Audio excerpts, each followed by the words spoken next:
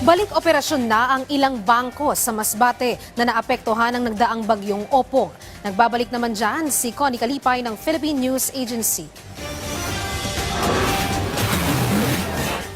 Tiniyak ng Bangko Sentral ng Pilipinas na natutugunan nito ang mga pangangailangan ng mga bangko sa rehiyon, partikular na sa lalawigan ng Masbate na lubhang nasalanta ng severe tropical storm Opong. Sabi ni Attorney Mara Abocado, Officer in charge ng BSP Legazpi Branch, batay sa kanilang pag-uusap sa Masbate Bankers Association, lahat ng mga bangko sa Masbate ay muling nag-operate noong tanghali ng Huwebes. Po sa meeting namin kahapon with Masbate Bankers Association, lahat naman po ng bangko sa Masbate ay bukas na at nag-resume na ng operations.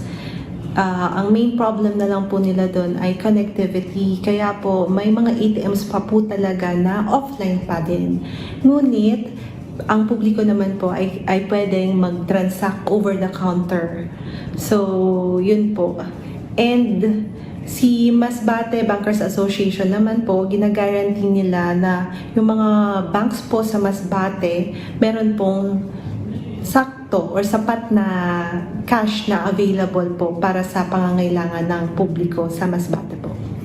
Dagdag pa ng opisyal, kahit pa ang mga bangko sa labas ng Masbate City ay handa na ring magbigay serbisyo sa publiko.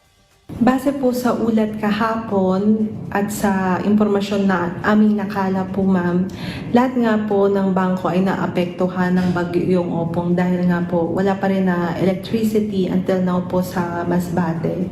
Pero yun nga po, even po yung mga bangko outside Masbate City, open na po sila and ready na po na serbisyuhan yung needs ng public po. Ang Bangko Sentral ng Pilipinas, Legazpi, sa lalawigan ng Albay ay patuloy na nakikipag-ugnayan sa mga pinangangasiwaang institusyong pampinansyal para mapanatili ang pagkakaroon ng mga serbisyo sa pagbabangko sa Masbate. Ang Bangko Sentral ng Pilipinas sa pamamagitan ng BSP Legazpi Branch ay patuloy na nakikipag-ugnayan at tutugon sa mga pangangailangan ng mga bangko sa Masbate. Nais din po namin ipabatid na maaari po sila mag-request ng emergency withdrawal para po matugunan ang kanilang pangangailangan sa cash. Ang mga alternatibong channel ng mga serbisyo sa pananalapi ay nananatiling available sa publiko, kabilang ang mga cash-out services sa pamamagitan ng money service businesses. Sabi pa ng BSP na patuloy nitong susubaybayan ang mga operasyon ng pagbabangko sa Masbate habang ito ay bumabangon mula sa bagyo, alinsunod sa pangako ng Bangko Sentral sa mahusay na paghahatid ng mga serbisyong pinansyal. Rest assured po na ang Bangko Sentral ng Pilipinas ay patuloy na imomonitor po ang sitwasyon ng mga bangko sa Masbate para po masiguro na sapat ang supply ng cash at matulungan ang buong komunidad ng Masbate para sa kanilang pagbangon.